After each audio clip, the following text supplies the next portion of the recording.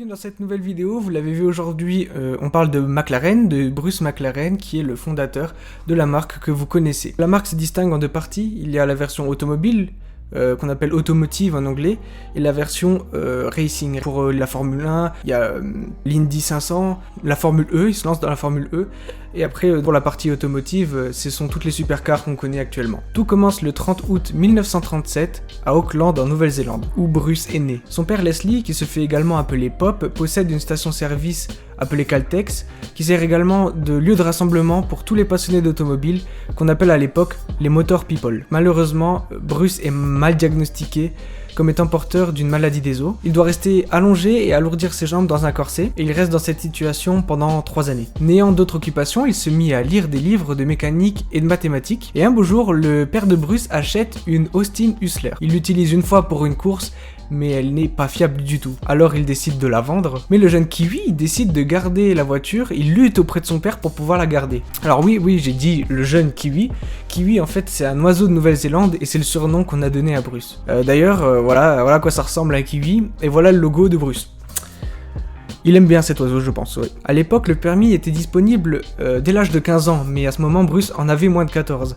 Alors il attend 2 années, et après avoir amélioré le véhicule, il s'inscrit dans une course qu'il remporta à côté de 750 cm3. Plus tard, un de ses exemples qui s'appelle Jack Brabham, qui est l'un des meilleurs pilotes de Nouvelle-Zélande, s'installe dans un garage non loin de celui de Bruce. Ou plutôt de son père. Du coup, qu'est-ce qu'il fait le jeune pilote? Il cherche à s'immiscer dans la vie de son idole en fait, jusqu'à obtenir des aides venant de lui. Ça a fonctionné et Brabham lui vend sa Cooper. Et grâce à cette relation qui a évolué, le jeune McLaren a pu s'installer dans une monoplace. En effet, Jack a obtenu de Cooper une Formule 1 et une Formule 2 pour McLaren. Les deux pilotes se savent utiles l'un pour l'autre, puisque Bruce aide financièrement Brabham en lui rachetant ses voitures, et ce dernier, il l'aide en lui donnant des conseils de pilotage et un peu du pistonnage aussi. Le néo-zélandais continue sa carrière et à un moment donné, il recherche des subventions pour pouvoir rouler en Europe grâce au programme Driver to Europe. On notera l'accent très particulier que j'ai utilisé, Après avoir récolté les fonds nécessaires, il parvient à participer au Grand Prix de France en 1959 à Reims, dont il termina 3ème. Cela fut possible car en Formule 1 l'année précédente,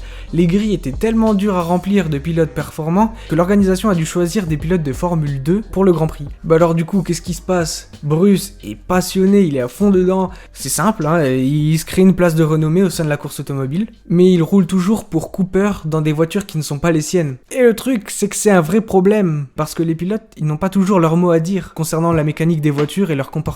Et Bruce a une petite idée, c'est de créer McLaren Motor Racing. Alors voilà, Bruce il cherche à faire sa vie dans différentes catégories et il laisse sa marque en Formule 1. Après un beau parcours en endurance, Bruce revient et reprend sa marque pour créer la MK1 qui est la première voiture de celle-ci. Elle s'impose parmi les meilleures avec forcément quelques soucis techniques puisque c'est quand même la première. Ce qui se passe c'est que Bruce vend certains exemplaires de sa voiture pour pouvoir se faire de l'argent et en créer de nouvelles. Et grâce à ça il produit la McLaren Elva. Toujours en quête de polyvalence, il rejoint la Can-Am qui est un challenge de course canadienne-américaine avec la création de la M1 qui montre ses talents à Riverside en 1964 et de nombreuses voitures s'en suivent. Et à un moment donné, quoi de plus intéressant pour un pilote que de faire les 24 heures du Mans?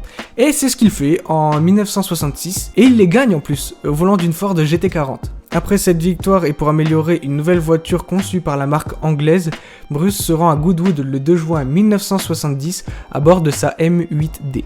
Lors des tests réalisés par le pilote, la voiture ne résiste pas aux efforts engendrés. Bruce perd le contrôle du véhicule et vient frapper une cabane en bois en limite de piste. Il décède à cet instant et laisse une carrière impressionnante en Formule 1 derrière lui.